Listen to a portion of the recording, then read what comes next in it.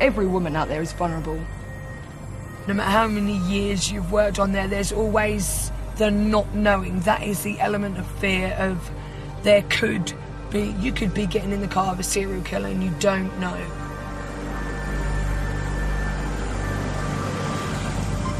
You have to shut off to being scared, to your fears, you know, because if you're going to be scared of every single car you get in, you're never going to get in a car.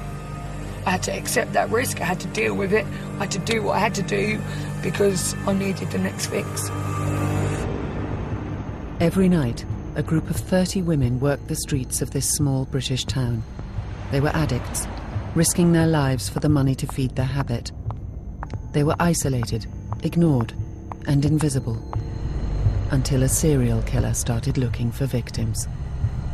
What followed was the fastest killing spree in British criminal history. This was Ipswich, in the winter of 2006.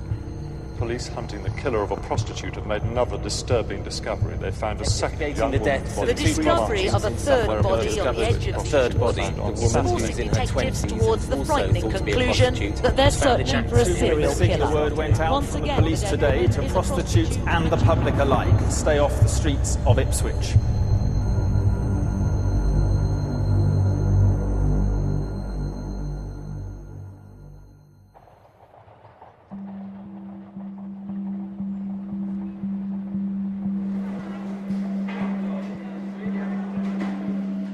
There is an underground life to every single town in the entire UK.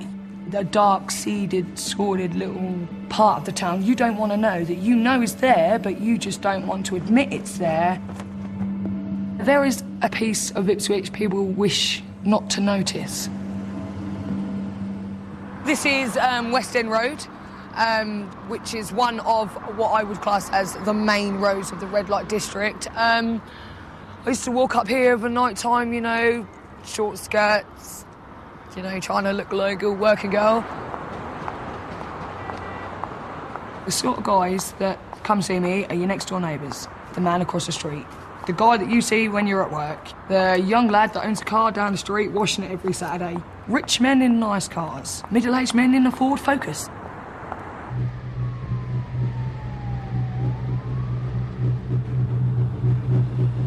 I found myself in the red light district of Ipswich one night about 1 hour after the conclusion of a relationship. Within about half an hour I just actually got in the car and drove to Ipswich, to the red light district, which I was aware of.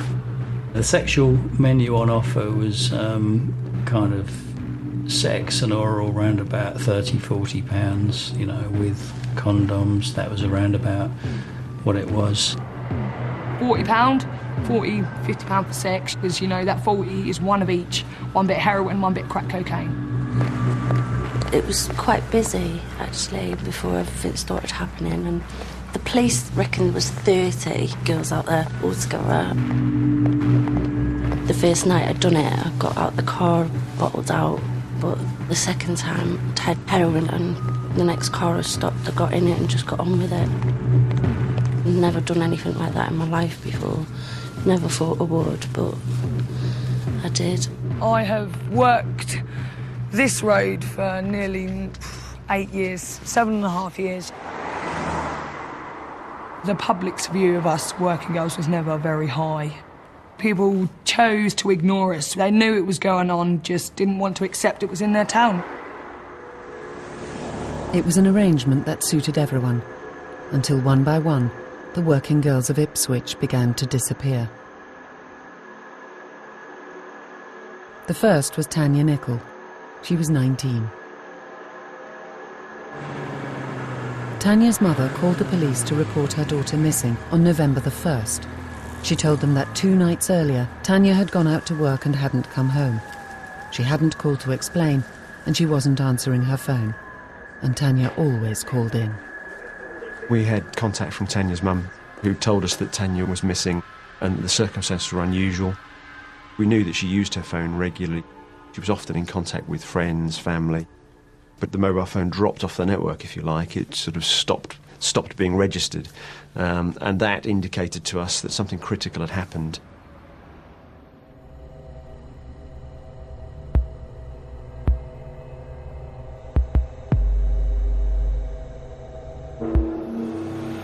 On the night of October the 30th, Tanya had caught the bus to work in the red light district.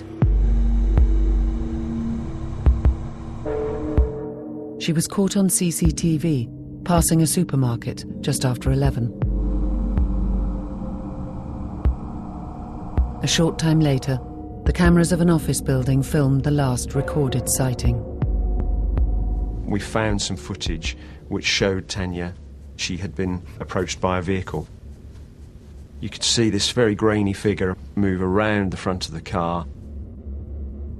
She appears to have some kind of conversation, and then the camera pans away.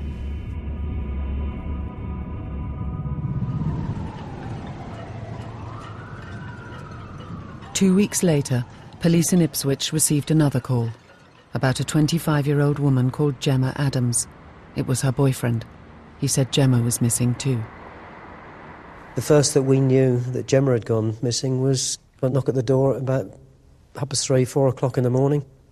"Are you the father of Gemma Adams?" "Yes, I am." "Do you know where she is?"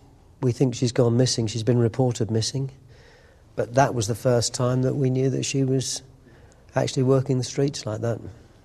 Missing for 2 days. Both prostitutes, both and disappeared. In Ipswich, the police investigation was already escalating. There were unusual and disturbing similarities in the way the two women had disappeared from the red light district. On the night of November the 14th, Gemma was caught on camera at 11:20.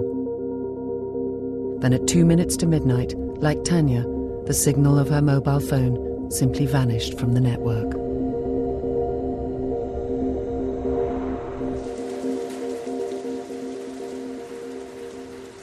Gemma, for me, was when alarm bells started ringing, because Gemma was never the sort of person that would go anywhere and not telling no one. That was when things started not feeling right.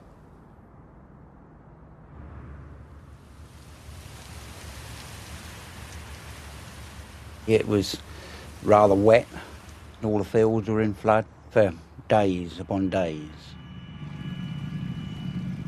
That actual morning was the first morning in weeks where I could actually get around without sinking up to my knees in mud. I was walking along the brook, checking to make sure there was no blockages anywhere, when I suddenly noticed two smooth, round objects sticking out of the surface of the water. I thought to myself, well, somebody's put a dummy into the brook, a mannequin. When I noticed the flowing hair and a gold earring, and suddenly realised from that point that I had actually found a female body.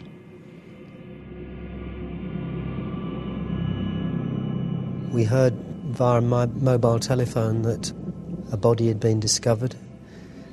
We didn't know at that time whether it was Tanya or whether it was Gemma. We then heard that it was probably not Tanya, and it was confirmed that it was Gemma.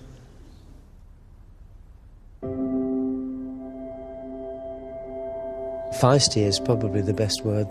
She was a strong character as well, quite stubborn. If you told her that white was white, she'd sometimes argue that it was black. I thought that she would either be a nurse or a policewoman. But she actually ended up in car insurance. She wore a lovely dark blue pinstripe suit, and I used to drop her off in the morning. And to see her walking into work made me feel very proud. And then suddenly she lost the job. We had a knock on the door, and it was the police.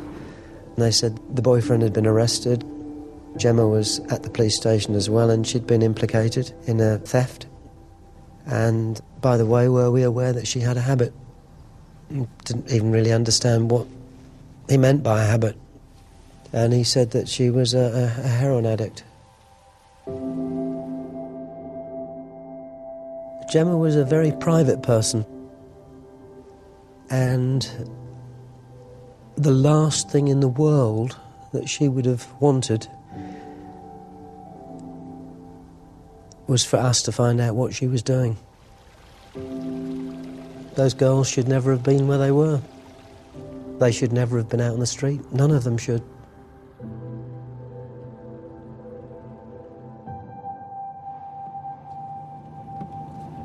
I was called by police to say that they discovered a young woman dumped in water naked. Probably in a year I would be involved in about 10 or so suspicious death cases, street fights, pub fights, domestic killings, so husband or wife killing the other partner. In my experience, the majority of murders involving prostitutes would have obvious levels of violence. Very violent stabbing, strangulation would be common, indeed quite extreme levels of violence. As the duty forensic pathologist in Suffolk, Dr. Carey's task was to search for scientific evidence of Gemma's killer. But the fast-flowing brook had covered the murderer's tracks, washing away any trace of DNA. And all the post-mortem could reveal was that some sort of suffocation seemed likely. You're really dealing with something like interference with the mechanics of breathing, something stopping you breathing in normally. That could be smothering, or it could be compression of the neck, or it could be a combination of the two. And anyone who was under the influence of drugs would be much more vulnerable than someone normally alert and conscious.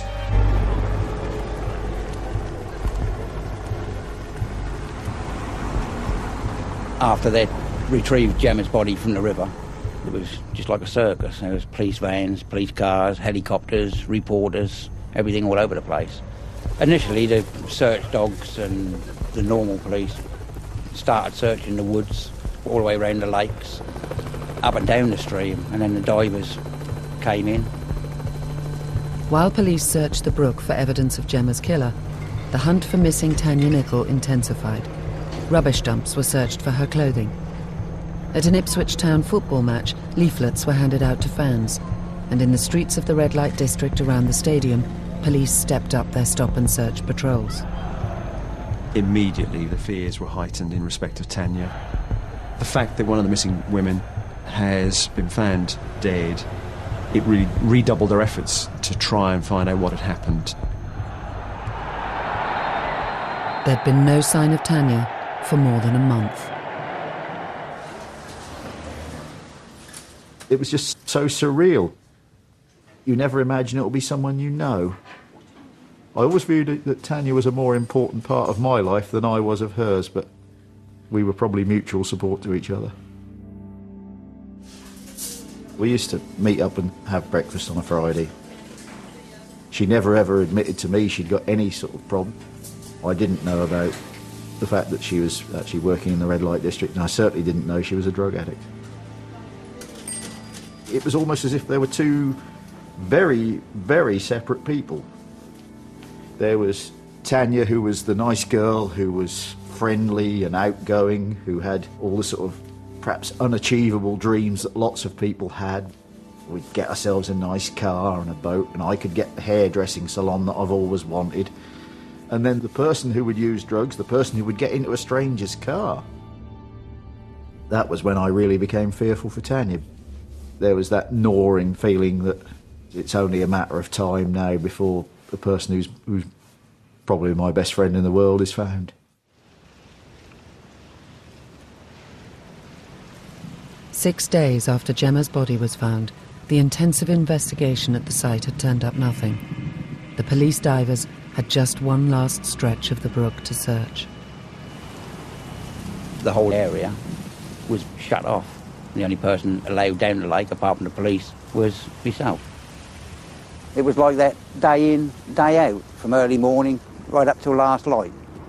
They were just searching the whole area for anything. And eventually got to Tanya.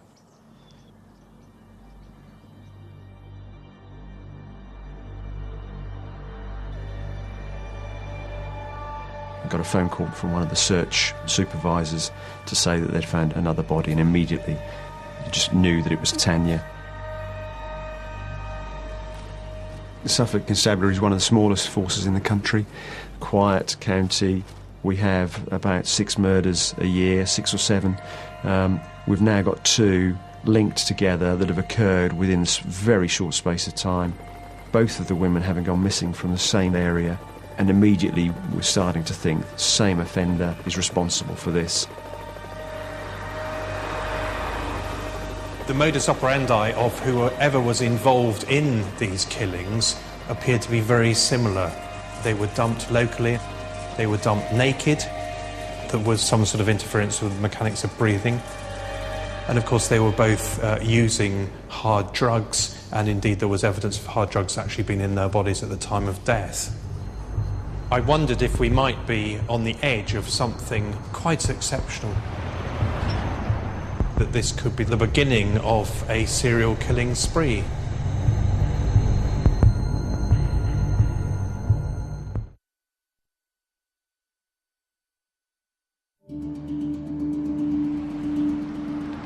What I would say to women who feel that they still have to go out and work as prostitutes, we keep is that they an need to open make mind sure as that to they whether any look form after of weapon was themselves and they look after each other. We haven't got a murder scene at this stage. They let others know where they're going. In the first week of December 2006, 2 women in Ipswich were murdered. This small market town was facing the extraordinary reality that a killer was at work on its streets. At least once Tanya was found, there was no doubt about what had happened. You had to view it as someone was on a culling mission or something. My worst thoughts, I'm never going to get to talk to her again. Just felt I'd been robbed. To know that I've had friends like that, and that they're gone, it's just very hard to comprehend. We knew that something serious is going on. We all tried to keep an eye on each other. The main thing we all kept telling each other, which was weird, was just keep an eye on what time you saw me. Nothing like this has ever happened, say, in Ipswich.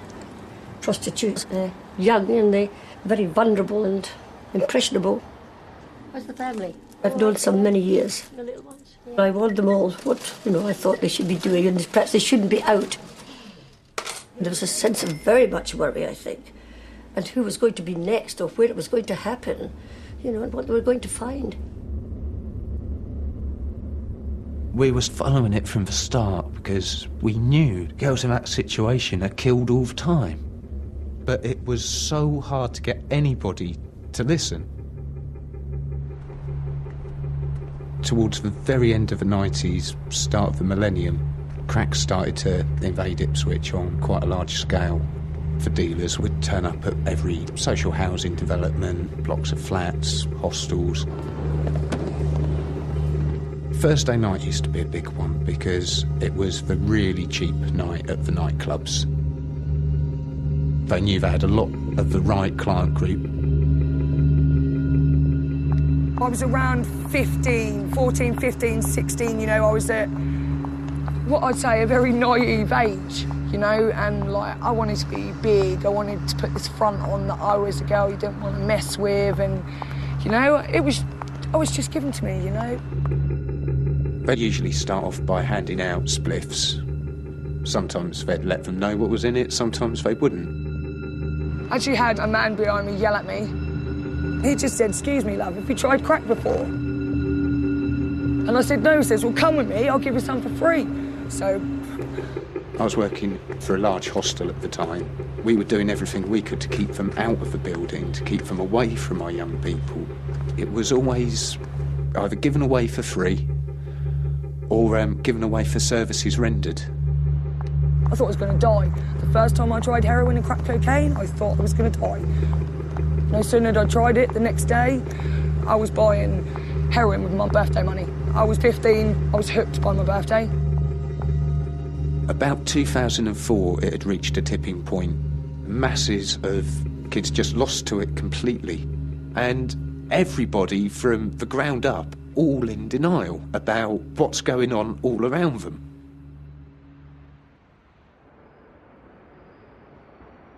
There was one teenager lost to a crack addiction who had since turned her life around. She'd come off the drug. She'd left the town. She hadn't worked the streets for months. But the day after Gemma Adams' body was found, she caught a train back to Ipswich and disappeared. Her name was Annalie Alderton. You never quite recover, you just learn to cope. You come to terms with the fact that your little sister's dead. Then you have to come to terms with the fact that your little sister was murdered.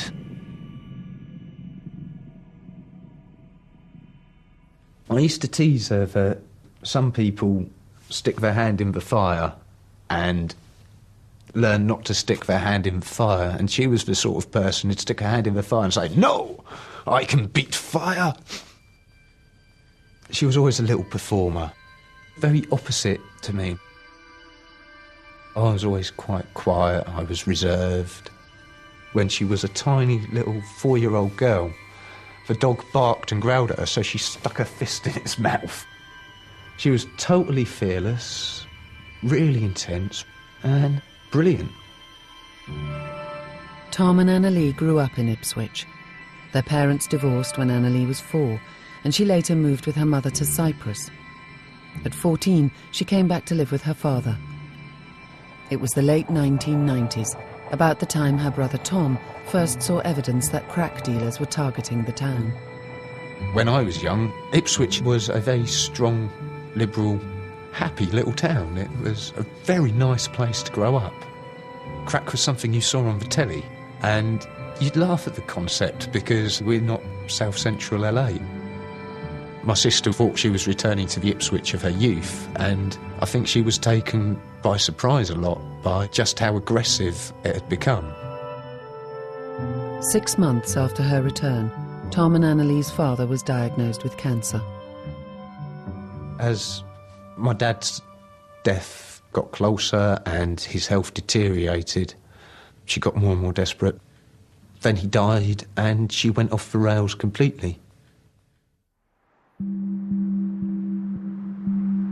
By Saturday the 9th of December, police in Ipswich had no murder site, no weapon, no DNA. What they did have was a growing list of the punters and curb crawlers who cruised the red light district. Most nights, about 30 women catered to 3 or 4 punters each. The police now warned all of them to expect a knock on the door. We're appealing for men who were using women as prostitutes in that area to come forward. There appeared to be no real signs of struggle. There hadn't been a fight. Is this somebody who knows the victims, who they know? Because they're confident to get into the car with him. They feel comfortable with him. The police came to my home on several occasions. I'd phoned in to let them know what I knew about how the girls worked, where they went, where they did their transactions. I'd probably done more research on the area than anyone's ever done. My whole house was covered in images from the work I was doing and words I'd written about that. It may have looked to the police or anyone else, any outsider, that I was sort of obsessed by that scene, which in a way I was.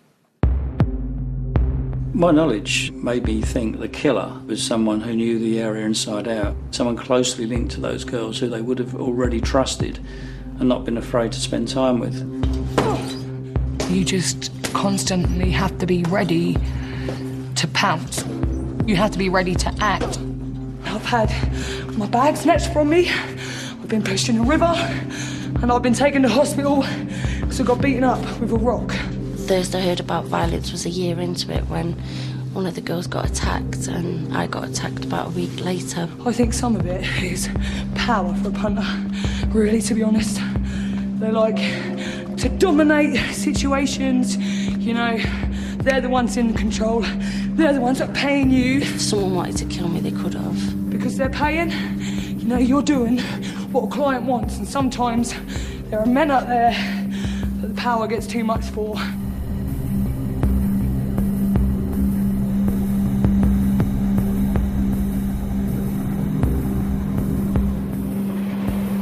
Tom had last seen his sister Annalie the day she caught the train to Ipswich. By Sunday the 10th of December, 7 days later, he still had no idea she'd disappeared. He thought, like everyone else, that she was safe because she'd escaped that life. I was volunteering in Ipswich, working for a drop-in centre at the time when her crack habit was first developing. She'd dye her hair a very platinum blonde, Her body language used to change. I guess it helped separate and compartmentalise her life. She'd put on a mask and a disguise to do it. She wasn't really a prostitute. She was a clipper. They'd go out and they'd be given some drugs and then they'd have to pay for it. When she was walking the street, she wasn't thinking, right, I'm going to have sex for money. She didn't, right, I'm going to get the money, I'm going to run. Occasionally, she would end up in a circumstance where she couldn't get away and had to go free with it. And then, to some extent, she'd done the worst thing she could possibly imagine anybody doing, so she had no barriers left to cross. Our relationship had become very strained. You'd like to think that because we came from the same household, because we were so close, that somehow we'd be able to draw our paths back together again.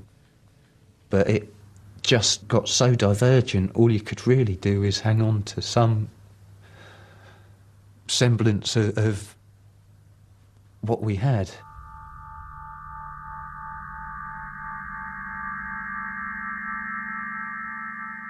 On Sunday the 10th of December, 2 days after Tanya Nicol was found, a third body was discovered. Her identity shocked everyone.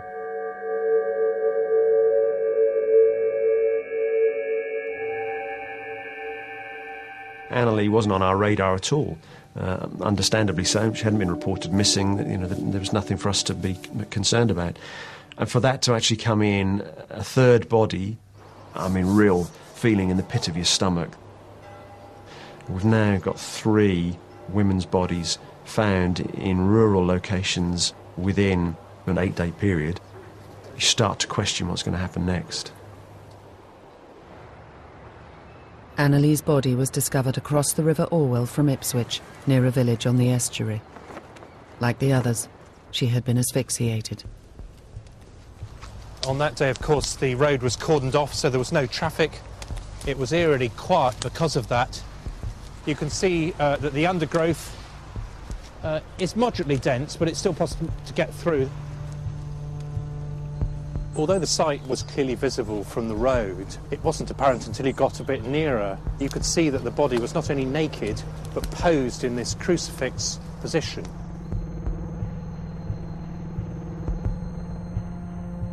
Annalie was the first victim the killer had left on dry land. It meant the first real prospect of recovering DNA from the forensic evidence. In 2 or 3 days, the laboratory would have an answer. One fact was known already. Annalie was pregnant when she was killed. 3 months before the murders began, she had started a new life. In some ways, it's the first time we'd seen her real self for years. Really was the start of a bright new future. Annalie was 24. She had come off crack. She was going to college every day. She looked and dressed like the person she was before she became an addict.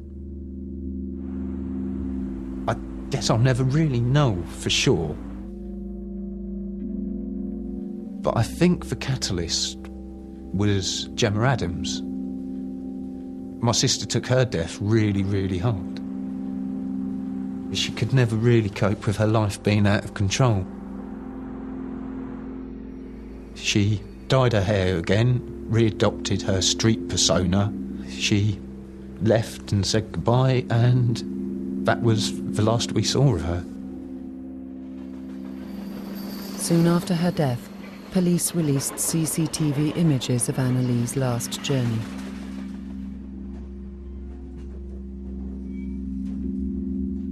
I'd seen her 4 hours before those pictures were taken. But I remember the smiley, dark-haired, doing well at college, normal Annie that had arrived at my mum's house that day. She left on the train as someone we hadn't seen for ages.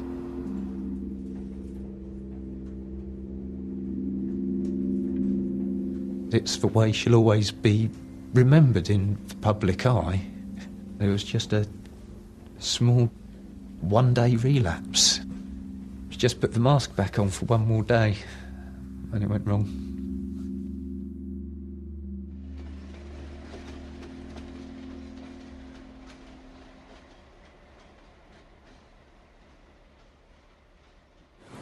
About 5 News. I spoke to a lady last night, a prostitute, who said that she had seen Annalise around about the time she went missing, getting into a dark blue BMW. Why have you not made a direct appeal? Can you tell us anything more about the deaths of the It might be a local punter, it might be somebody from outside.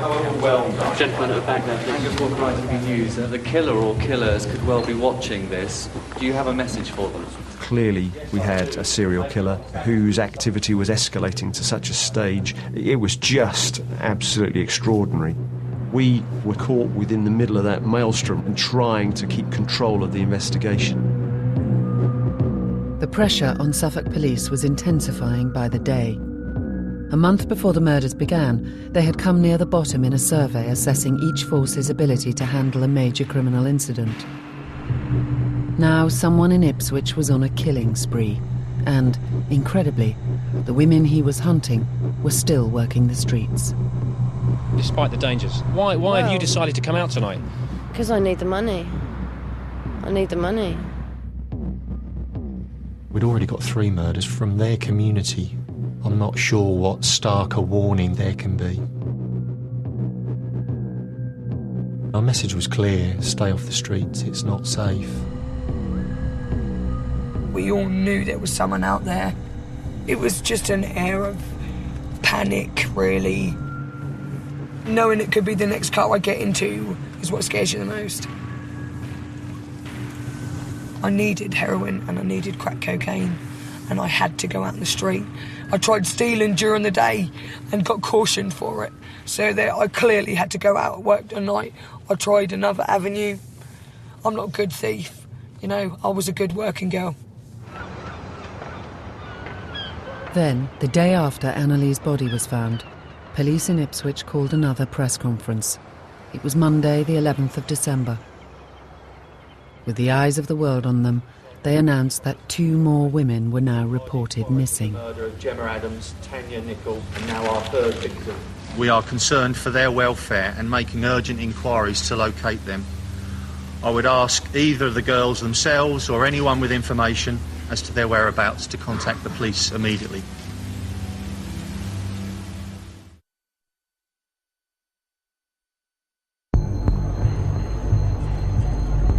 Monday, the 11th of December 2006, was the day Ipswich knew without doubt that a serial killer was targeting the town. Over the weekend, a 3rd victim had been discovered, and 2 more women were now missing. CCTV cameras in the High Street had caught the last sighting of 29-year-old Annette Nichols, shopping in the town centre. And just hours after Annette went missing, another woman disappeared. She was 24-year-old Paula Clennell. An interview conducted with her hours before she vanished was now playing on every bulletin. Today to prostitutes and the public alike. I need Stay the off money. the streets of Ipswich. I need the money. That is scary. I can remember hearing this voice, and this voice was very familiar to me, and I thought, that's Paula, she's alive, they found her. That has made me a bit wary about getting into cars, But presumably you will do that tonight? Well, probably. Have you noticed that there's fewer men around? And then it said this was filmed 2 or 3 days before she went missing. But at that moment when I was doing the washing up, and I just heard the voice, and I was like, that's Paula.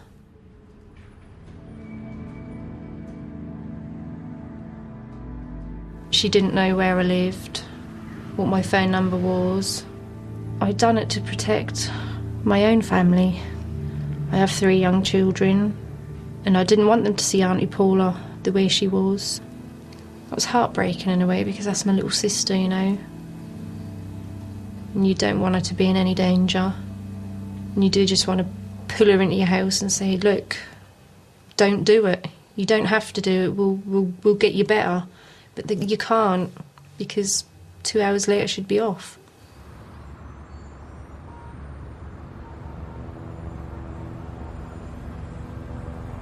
By the evening of Monday, the 11th of December, a massive manhunt was underway across Ipswich for the 2 missing women, and police were now forcing working girls off the street for their own safety.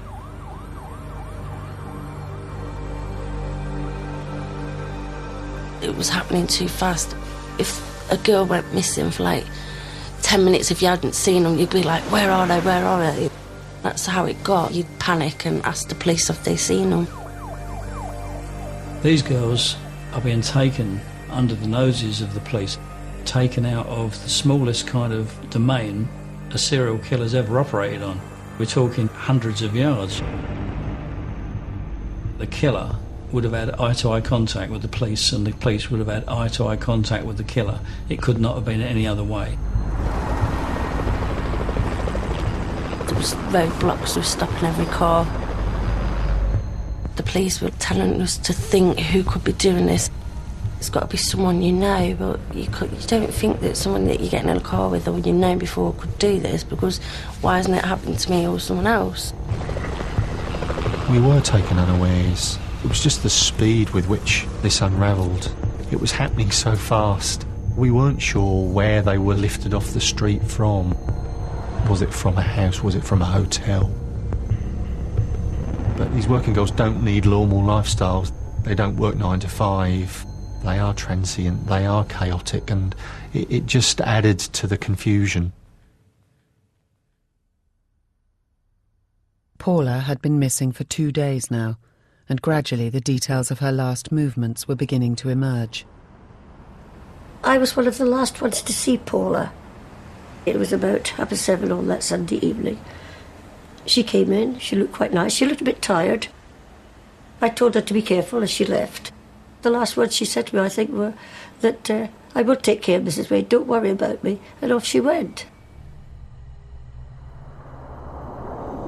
Later that night, Paula tried desperately to borrow money for drugs and failed.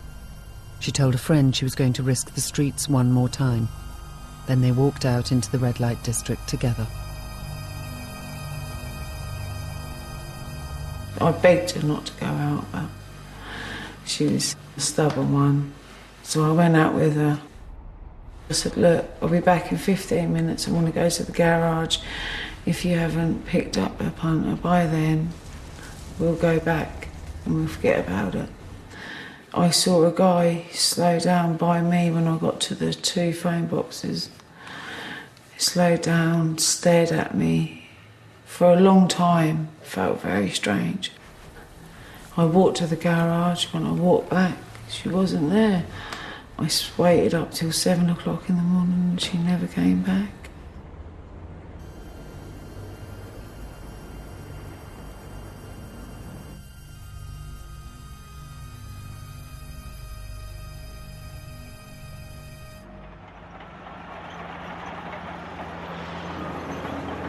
Even to this day, I still have problems sleeping. But I suppose as time goes on, you just get on with your life. After 1, 2, 3, there was panic. There was panic in the villages. There was panic in Ipswich. And then I'm on a walk home, minding my own business as you do.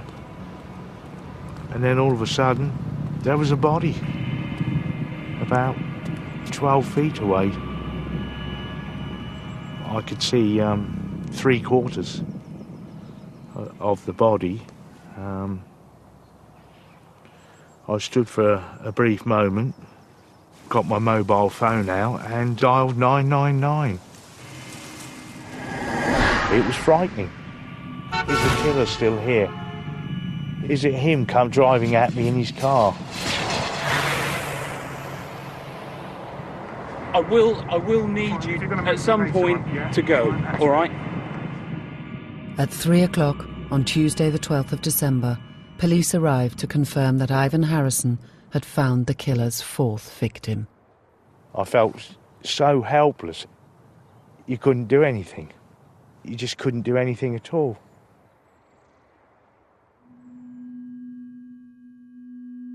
She's so soft and laid back, you could just flick her and she'd fall over. I was known as the boisterous, bossy sister, and Paula was the quiet, timid. Very mischievous, though. She always wanted to be a hairdresser. If someone was sitting asleep on a chair, they'd wake up, not entirely bald, but, you know, a good trim. Be like, you're not coming near me with a pair of scissors.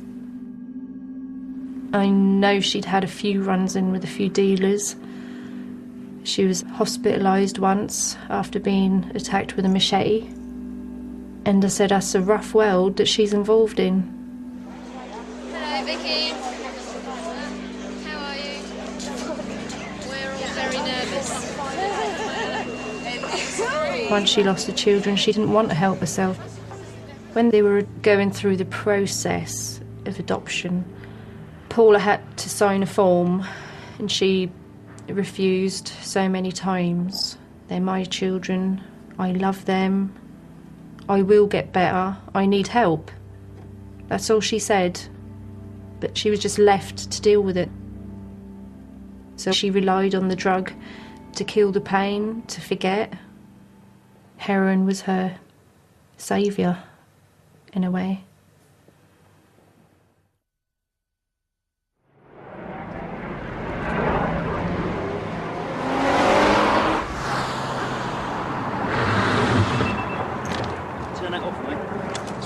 Turn it off for us, please.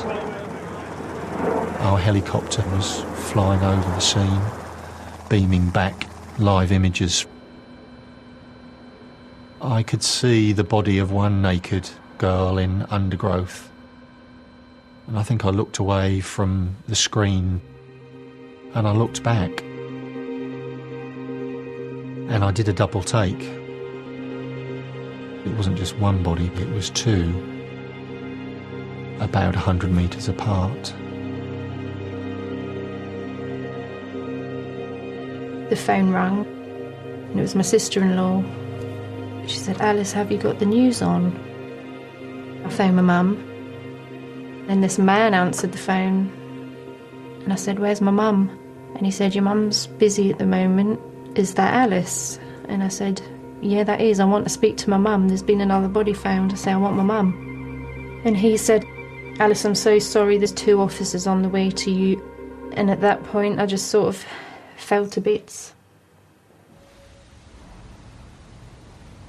It was a dark day for us. Just utter disbelief, shock.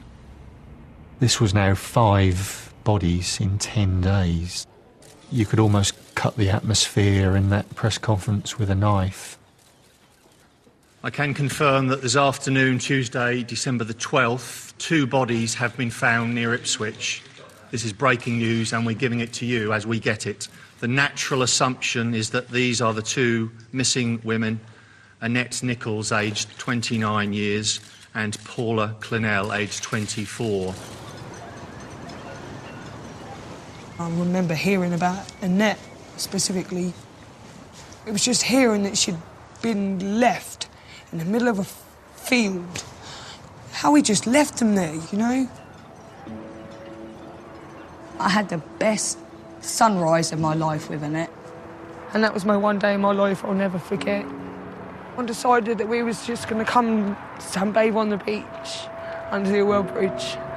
So we came down, we found a rope swing on the way, you know, 2 girls in bikinis swinging off a rope swing, you know, running around on the sand, writing our names in the sand, paddling through mud. We just had a picnic, you know, fizzy Alco Pops, you know, and sandwiches we brought from the garage, you know, and we came down and had the best day of my life, you know. She was happy then, you know. It's like neither of us had a care in the world, you know. For one day we weren't prostitutes, we weren't drug addicts, we were just Jade and Annette, you know, and that's what I won't forget.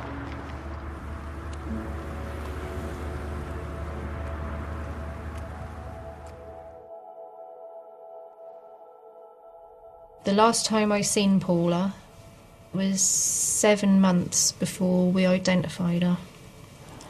And as I was walking up the street, this car was beeping. And then this person jumped out the back door and went, "Oh my God, you don't even recognise your own sister." Her weight had just fell off her. She was not the proud Paula that I knew. And I was pregnant at the time.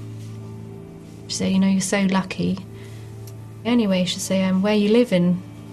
And I told a lie. She said, have you got a mobile number or a phone number? She said, I'll give you a call. So I gave her a false telephone number. She stroked my face and then gave me a hug and said, I'll see you later. If that was me in that position, you know, lost my children, heavy on drugs, Paula would be the first person to step in and say, look, you're coming with me. I don't think she'd ever turn her back on me. And that's the guilt that I live with now. I did turn my back, and that's the worst thing I've done as a sister, I think. Mm-hmm.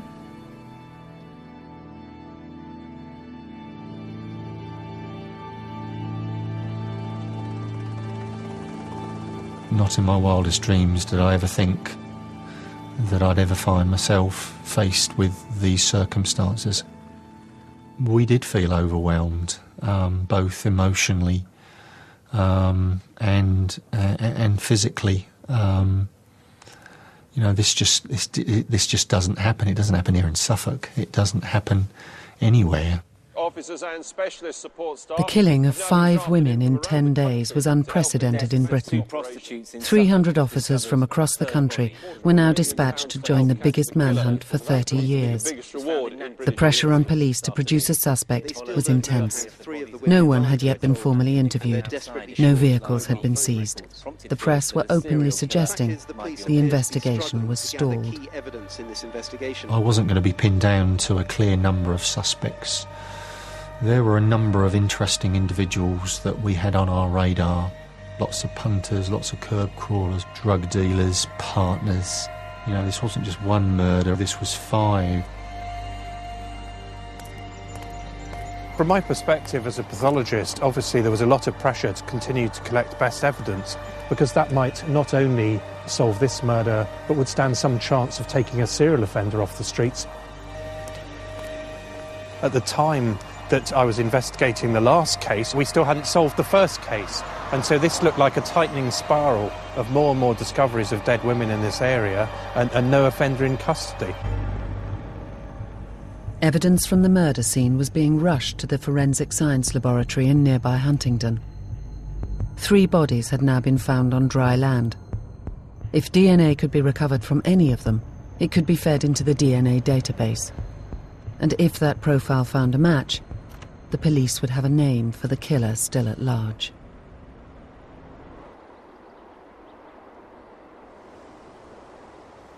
The main feeling was disbelief. The villagers around, the atmosphere, especially where the women were concerned, was fear. And they were frightened to go out, frightened of talking to people. Everybody was just in shock. There was nobody much about at all. Very quiet. Most people just staying indoors. They were so frightened to come out. There was a lot of females on the street, and I don't open late, but it was a deadly sort of silence about it all. Very quiet hush over the town. The police seemed to take a while, I think, before they pinpointed anything or anybody. So that made people very nervous and frightened, I think. All the women in Ipswich were buying alarms. It just went to mayhem because the police thought he might start going after girls walking back from nightclubs. So women got scared thinking they were going to be next. As soon as the net went missing and a body was found, I packed it in. There's a lot of media attention, so you couldn't work even if you wanted to. You'd see them all there with the cameras. I just thought, well, you know, now's the time to pack it in, and I did. I'm glad I did, actually. The parents of the 5 victims were now trapped in the spotlight of a crime unfolding live on television. Here we were, embroiled in a huge event, tragedy, that just got worse and worse and worse as time went on. We had absolutely no control over anything anymore.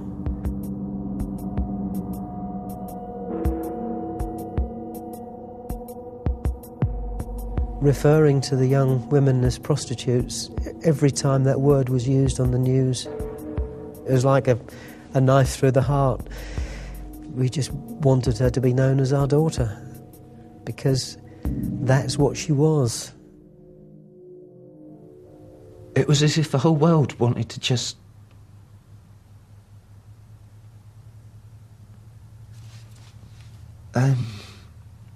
pick at everything for the sake of vicarious thrills during the most devastating, appalling thing that could ever happen.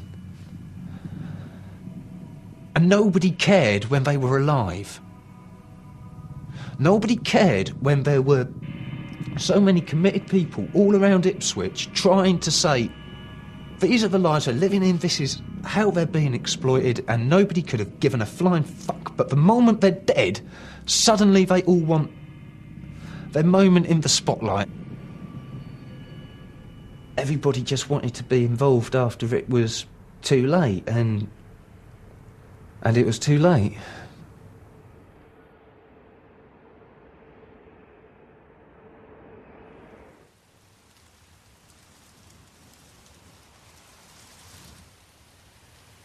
Six days after the discovery of Paula and Annette, on Monday the 18th of December, police made their first arrest. The man was a regular in the red light district. Though he denied any involvement in the killings, Tom Stevens told a Sunday newspaper he knew all 5 of the dead women.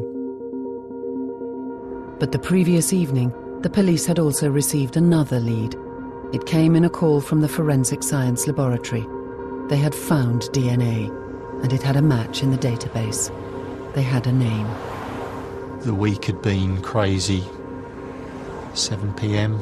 Some of our team sidled up and said, "Stuart, we've got something to tell you that you're probably going to be interested in." I got told that we'd got a DNA profile, not just off one of the girls, but off 2. And it wasn't who I expected it was going to be.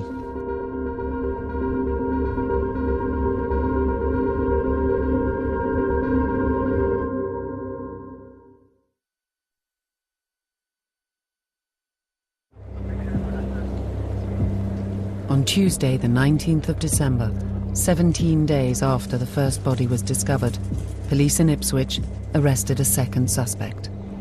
His DNA had been found on 2 of the 5 murdered women.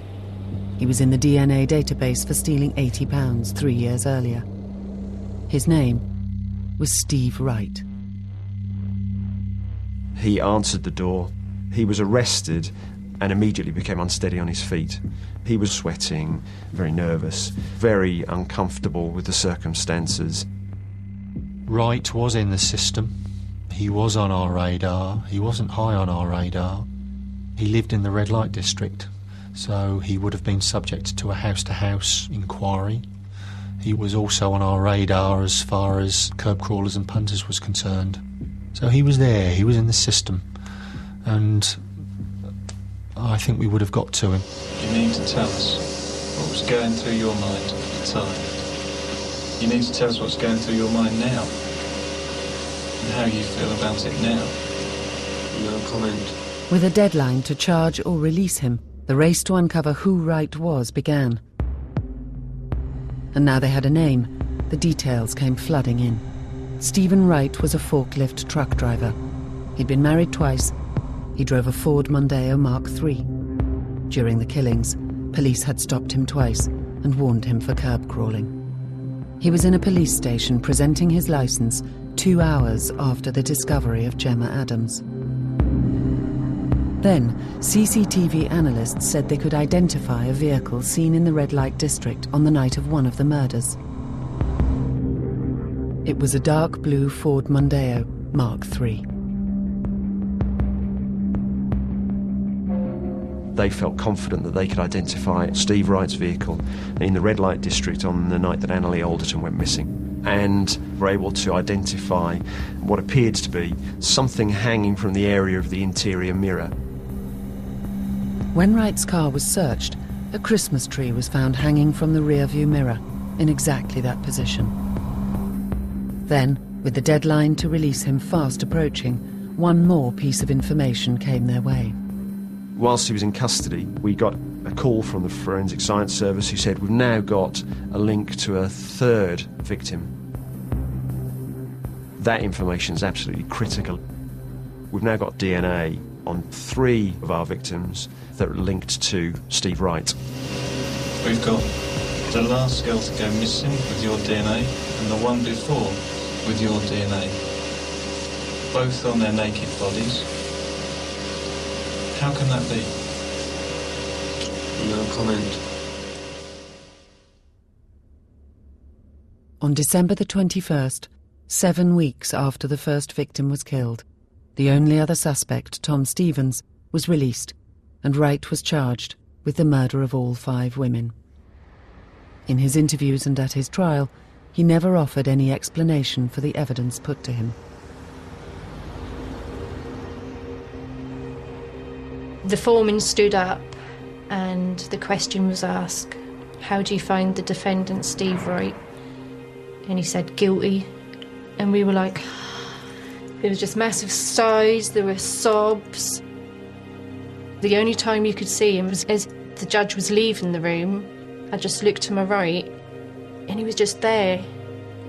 And I was like, yeah, you look into my eyes and you know who I am. Because I'm not frightened of you. Steve Wright was so quiet, I wouldn't have suspected him for a minute. At the time, he was seeing other girls like me and a few others, and he was just like a regular punter. He just, you know, he wasn't violent, he wasn't nasty, and he was just normal, really.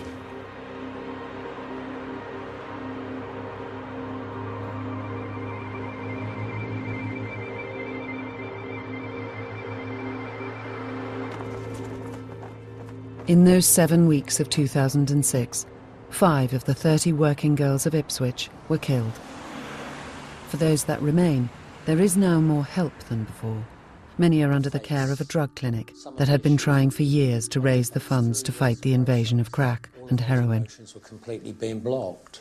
Yeah, I mean, the way I see it, I was not literally a robot, but, you know, I wasn't feeling anything, you know. That's been how I wanted it. I didn't want to feel it. I didn't want to... I used to want a perfect husband, 2.4 children, and I wanted a white picket fence and a walk-in closet. All I dream now is that I'm just not an addict anymore. Here is a place I came on my own one day, and when I decided that was it, you know, I'd had enough. I was never going to touch crack cocaine again. I threw my pipe into this river. Yeah, it's a good place to be. It's very... Do you know what? I feel like I'm able to do things here, which is a good thing, you know. You feel like anything's possible. I stood about here, and I just threw it as far and as hard as I could throw it. It's in the bottom there. Do you know what? And I don't want it back. It can stay where it is. Because my life's going to get better now. Okay? I'm doing this for me this time. And I'm going to keep going.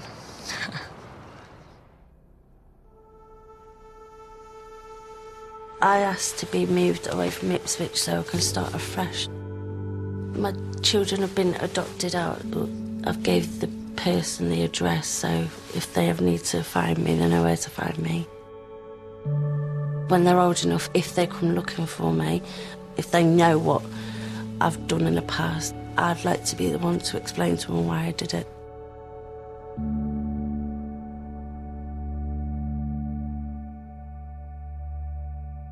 My sister always lived life 100%, constantly flickering and changing. But when it went out of control, she was as intensively self-destructive as she was when she celebrated life. When she was killed, I felt very defeated. Everything I'd fought and railed against in Ipswich for years had taken my sister. The only thing that made this exceptional and big national news was volume. and the fact that it was so many in such a short space of time. Steve Wright did it because he was a sick fuck, and the world's full of them. It's how could he do it? How was he able to go out on the streets of a quiet town and get away with it? And how it became such a day-to-day part of life, driving around Ipswich, that nobody questions seeing these girls out there anymore, or the desperation that drives them to it. We don't want to acknowledge the problems in our street. We don't want to acknowledge the problems on the corner. But you can't turn a blind eye. If it can happen in Ipswich, it can happen in any small town.